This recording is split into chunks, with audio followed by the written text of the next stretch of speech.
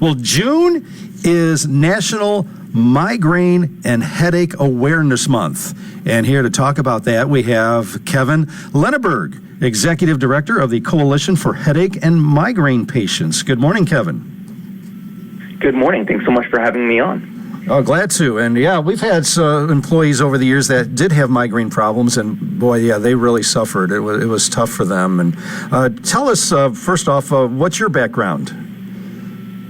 So my background is I personally do not have migraine, but I am the care partner to my girlfriend.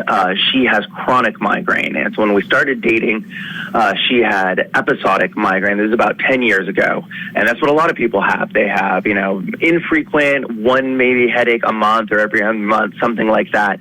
And then it became chronic. And when you have chronic migraine, that means that you're experiencing 15 or more headache days per month. So more than half the time you have a migraine.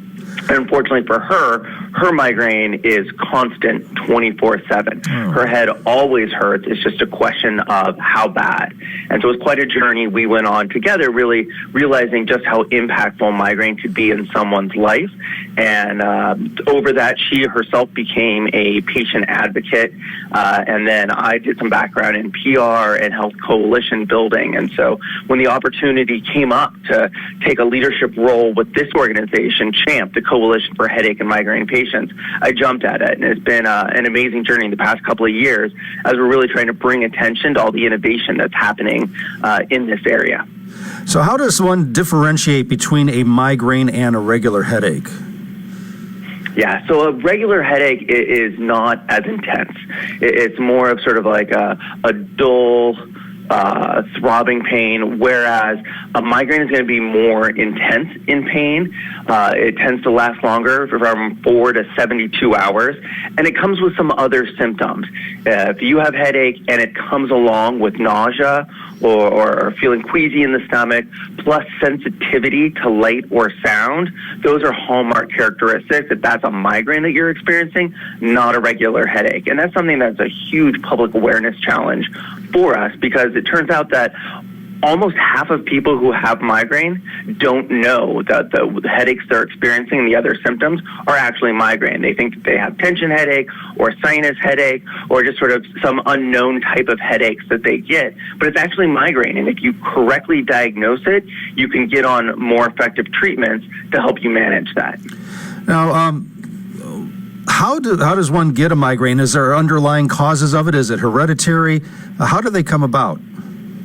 Yeah, it's mostly hereditary. There's a very strong genetic factor.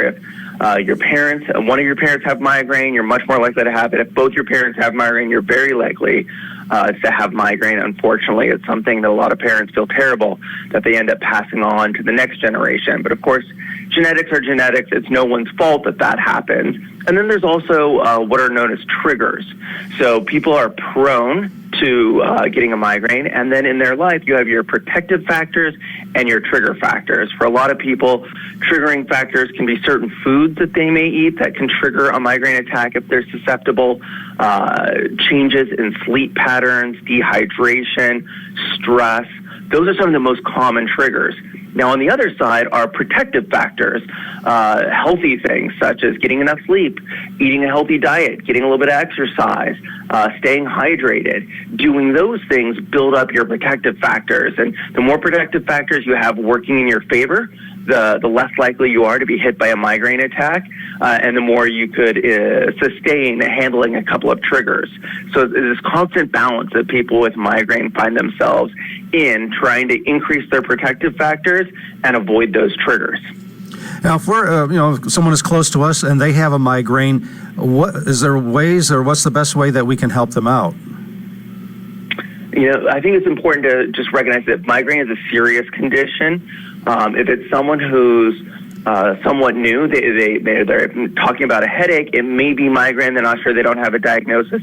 The number one thing you can do is say, hey, take this seriously. You should go talk about this to your doctor. Explain the symptoms that you're experiencing. Explain how frequent these headaches are and how much they're impacting your life. And tell them you want to explore treatment options and get medical advice on how you can best manage it. It's the number one thing you can do. And then for people who are further along in their journey, they they know they have migraine. We know a lot of people, they come with the right intention, and they're like, oh, have you ever tried this? Have you ever tried that? But it can drive people crazy. They're like, yes, I've been dealing with this for years. I've seen X number of doctors, tried many different types of medicines, and I'm still struggling to find something that gives me that control. And even though it's well-intentioned, sometimes those comments about, well, have you tried this? Have you tried that? Just don't come across as well. Try to be a little more empathetic rather than trying to solve the problem for people who are already so far along in their journey. So this month is Migraine and Headache Awareness Month, and the theme for this month is called A New Era of Care. What's this new era of care? What does that mean? Yeah, so as much as we've talked about how challenging and terrible migraine is, the hopeful part of this story is that more new treatment options, and these are new medicines. They can be used acutely when you feel a migraine coming on. Take the medicines, and they can stop that migraine attack from progressing. They can be taken preventively. Take them on a regular schedule, and it makes it much less likely that you'll get a migraine attack. And there's also devices, neuromodulation devices, or people can use for, they can either be used in conjunction together with medicines or used independently. A lot of people just, want to avoid medicines.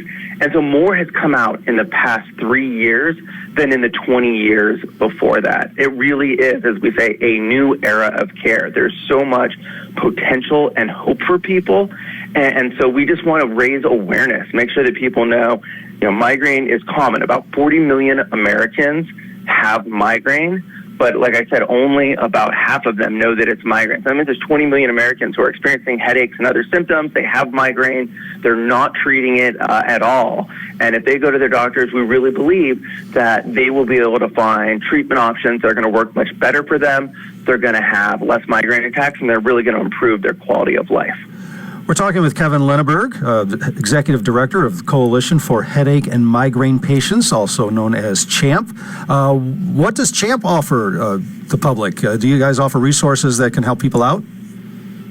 Absolutely. So we are a coalition. The best part about what we do is our members, all these different patient advocacy organizations that have educational resources, they have support communities online, you name it. It's a really robust network of organizations providing information and support. So if you visit our website, headachemigraine.org, you can find all this information to understand different headache types, because it turns out migraine is the most common of the significant headache types. So there are more than 300 different types of headaches. Oh. So it's important to understand what those types are, find out which type of headache you may have. We cover treatment options, and we have connections to all of the best resources and support groups from all of our members available on our website. Again, that's headachemigraine.org. All right. Thank you so much, Kevin. Great talking with you. Great information. And gosh, like we said, from experience, we know migraines are a terrible thing that so many people go through. So thank you for the work that you do. And we'll be praying for your girlfriend. And again, what's the website people can go to take advantage of your resources? It is headachemigraine.org, and I just want to thank you so much for having me on this morning and using your platform to help bring attention to this really important issue. Oh, we're glad to. Thank you for being willing to join us. All right, Kevin, thank you so much. All right, you have a great day. You too. Thank you. Bye. That website again, headachemigraine.org, CHAMP, the Coalition for Headache and Migraine Patients. It is 8:41.